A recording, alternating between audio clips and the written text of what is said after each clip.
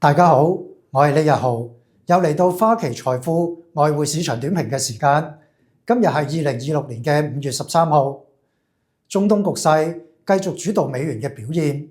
我哋認為，即使中東衝突解決，投資者情緒仍然都維持策略性逢低吸納美元，令到美匯指數短線維持喺97至到101嘅區間上落。但係如果油價回落至到中東衝突之前嘅水平，美匯指數年底前就可能會回落至到93至95水平。主流貨幣方面，可以留意趁低吸納日元機會。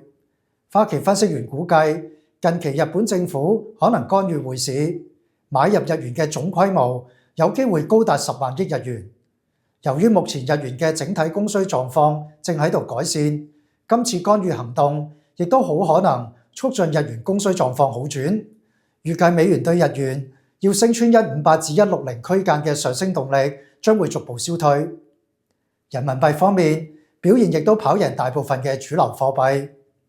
4月貿易數據顯示，中國出口仍然係主要經濟增長動力，出口強勁勢頭遍及至各個貿易夥伴，主要受科技產品同埋汽車出口帶動。我哋預期人民幣對美元將會緩步升值，美元對在岸人民幣或者會喺2026年第二季同埋第三季下試6.70水平。今次嘅外匯市場短評時間就差唔多啦，下次再見，拜拜。